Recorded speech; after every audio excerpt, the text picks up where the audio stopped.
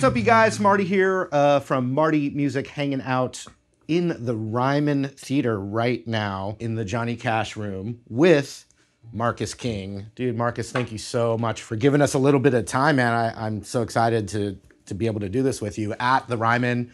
Sold out 2 nights. Marcus King, congratulations. Thanks, man. It's good to be with you. Yeah, it was fun jamming with you. Now, I want to start with a question that hopefully an interview's never started with. I want to hear about your Mima. Yeah? Yeah. All right, well. There's just this epic picture I saw on your Instagram where she's in the full Marcus King getup, right? Right. So she's really welcomed me to the family. That's my fiance's Mima. Oh, okay. First Thanksgiving we had together, or Christmas dinner rather, had to cover all my tattoos up, or I chose to do so. I didn't want to offend, but now she's really embraced the tattoos, and she's very sweet, and she's my biggest fan. That's what I saw. She's a sweet old gal. Yeah. She's something else, man. That was really awesome. So another thing, you come from a musical family, right? Yeah. So your dad was a musician, and his dad too? Yep, and his dad before him. Oh, really? So all in South Carolina too? Yeah, up in the Blue Ridge Mountains. My great-grandfather was a moonshiner. He had 10 children. He had a moonshine operation that he ran out of the back of his cornfield. He played fiddle. There was a big write-up about him back in the 20s. He got his government mule, and he couldn't go to the war, and he was like the last number before the draft started or something like that. Yeah, but that was Morris King, and then his son, my grandfather, William Morris King, actually. So this was his guitar, and he played a lot of Buck Owens, and he'd back up groups on the Air Force Base out in Germany. I think he backed up Cash maybe one time. Okay. Charlie Pride, but he was in charge of booking all the bands. And that's your grandpa? Yeah. So it was always country and Western music. So my dad grew up, until he was about 16, he grew up in Germany with my grandfather and my grandmother. And my grandmother's German, or was German. She was from Munich. Her and my grandfather got married in about 1950 or so. My father was born in 53, so he was a child of the 60s. And he played with my grandfather and country groups, but he was always a rock and roller. So I had a lot of different styles of music that I was coming up on. Do you remember learning guitar? It's one of the most constant things in my life. Yeah. Sure. And then what about singing? Was that just something you didn't think about either? You just grew up doing both? Singing was more of a conscious decision, but...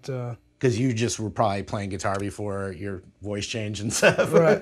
But I started singing before my voice changed. Yeah. Which I think creates an interesting timbre with my range and all.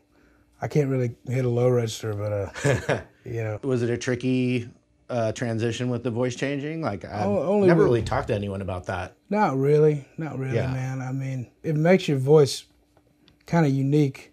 Like people that grew up singing professionally as kids, and then they grow up and they have a pretty wide range of what they can do vocally. So I'm thankful that I started singing at 13. The biggest hurdle to get over was confidence. Sure. When you're singing, you're more exposed. Yeah, and with a guitar, you can kind of hide right. it. That's how I've always been. Like I'm hiding behind it right now. And speaking of, you know, we're kind of matching here. We're twinning. I have a newer one here, but it is kind of fun to be twinsies with you. So this was your grandfather's guitar right here? Yeah, this is the one. And then your dad played it fully as well? So my dad actually got it when my grandfather passed away. Okay. I was about 14, and my dad and my grandfather were really tight, just like my father and I are tight. He just couldn't really open the case for a while, because this guitar in my family is so synonymous with my grandfather, and he was really the man of the family.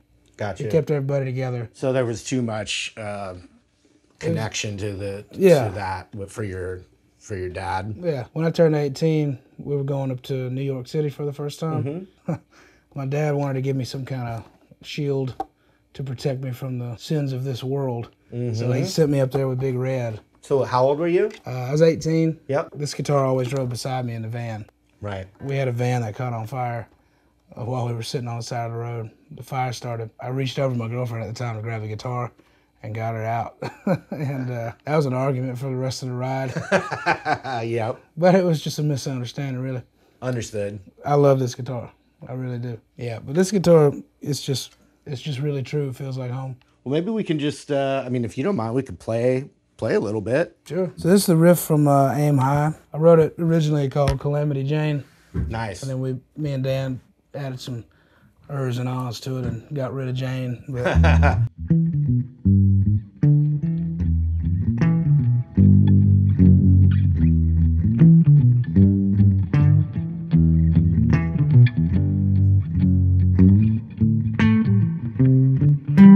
it's a minor form.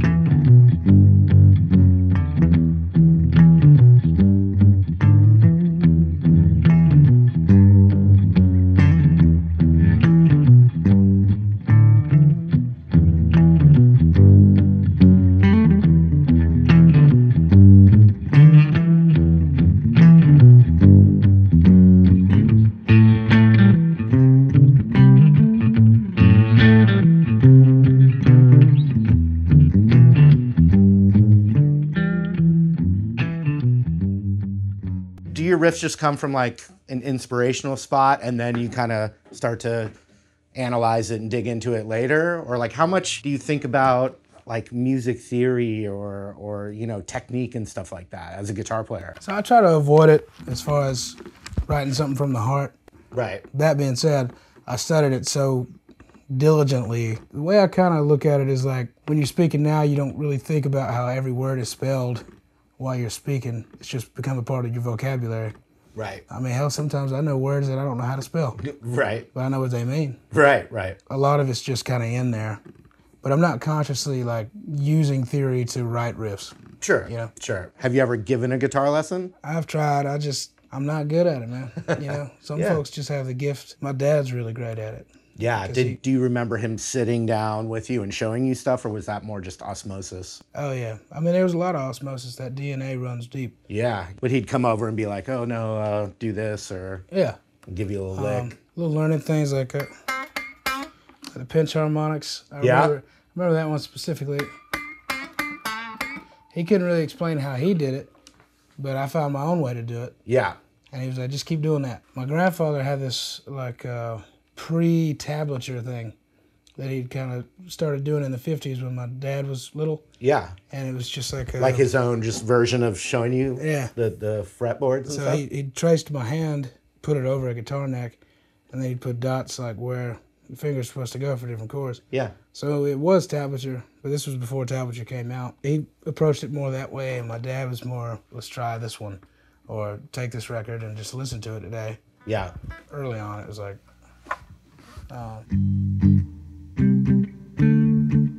Louie Louie is a great first song. Yeah. And then, all right.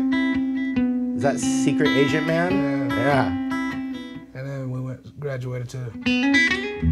Oh, yeah.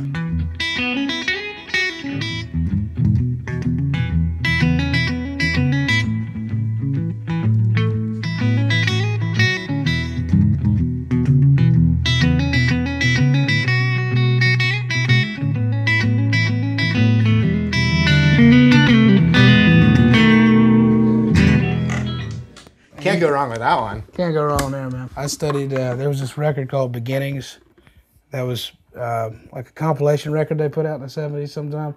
And it was just the first two brothers records. Yeah. And I was studying like...